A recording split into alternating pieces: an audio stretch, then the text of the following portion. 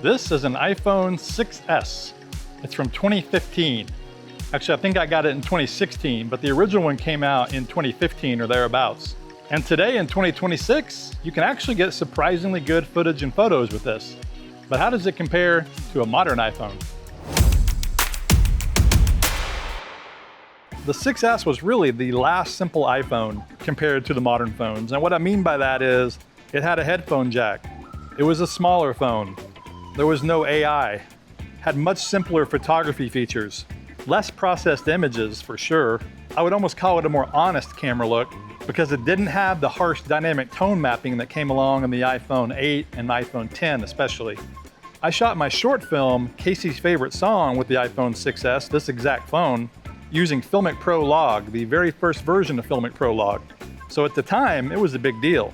And that movie turned into my feature film, Casey Makes a Mixtape, that I shot on a red Komodo, and I did pickup shots with an iPhone 14 and iPhone 15, eventually incorporating Apple Log, which makes a big difference between modern iPhones and the older ones. But again, for its time, and even today, the iPhone 6S can produce some pretty good looking images. All right, this is gonna be an interesting test. This is a 17 Pro Max here, and I'm gonna use the native camera app initially, because I think that's the most fair test. If there is a fair test, we'll see. And then here is the iPhone 6S. You can see how much smaller that is. It's got the touch access. It's been a long time since I've used that. And we'll go to video mode. The 6S does shoot 4K, so it's not the worst downgrade in the world. So we'll move this over here. Try to line these up with a similar shot, and we'll roll on both. 17 Pro Max, iPhone 6S. One thing I failed to do for this shot was set the iPhone 6S to 4K. So this is 1080 and also 30 frames per second. And the 17 Pro Max is 4K, 24 frames per second. I'll shoot some 4K later with the 6S. And yeah, the 17 is better, but how much better? Now I'll take some photos. So the 6S is shooting JPEG with a punchy, colorful look. The 17 Pro Max is shooting HEIF, which can look great on the iPhone's HDR display, but not as great other places without color correction. All right, now how about a stabilization test? Again, just using the native camera app.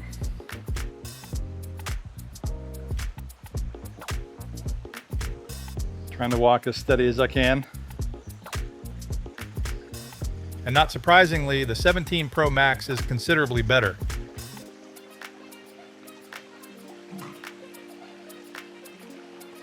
The auto exposure is much better on the 17 as well. A whole lot better. So now we'll check the auto exposure and auto focus on each camera. You can see on the 6S how it just instantly pops up with the exposure. Not seeing a whole lot of white balance yet, but you can really see that exposure rolling like right there on the 6S. The 17 just rolls the focus. The exposure stays consistent. Now overall, so far the 17 is better. But when it comes to photo and video, it might be closer than you think. So here are some more various photos. Can you tell which are which?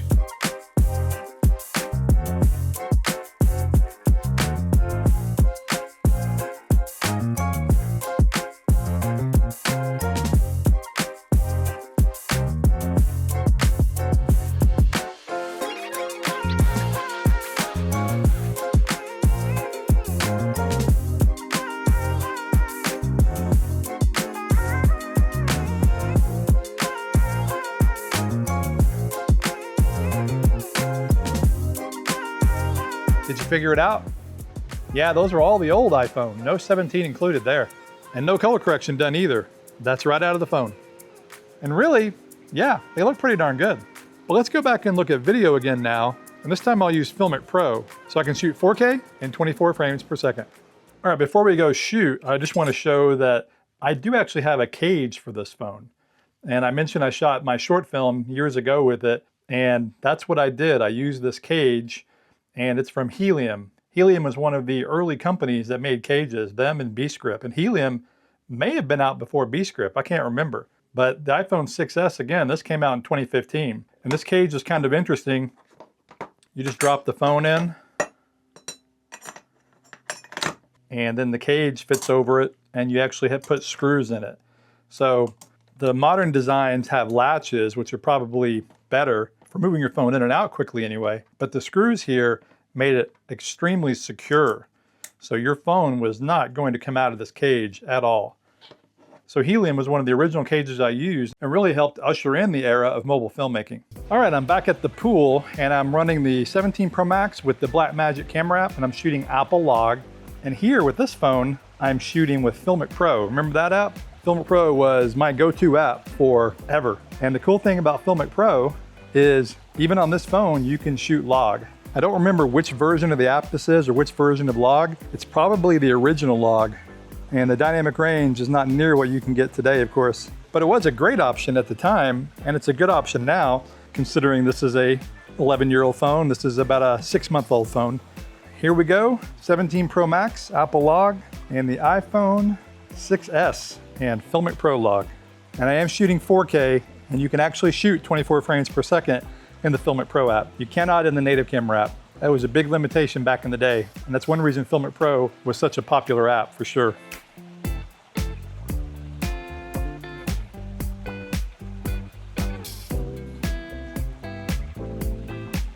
Now I want to do one more example without Filmic Pro Log because it is such an old log format. Let me go to Natural. I'll do the same on the Blackmagic camera app. Let's go to Rec 709.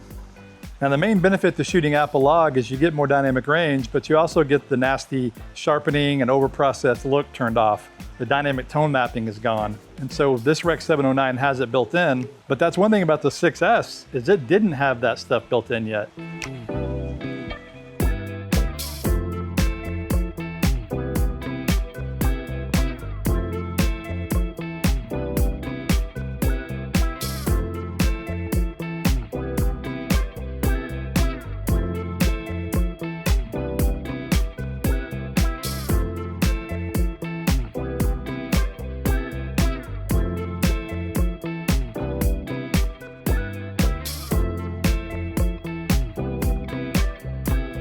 So am I saying you should go out and buy an old iPhone today?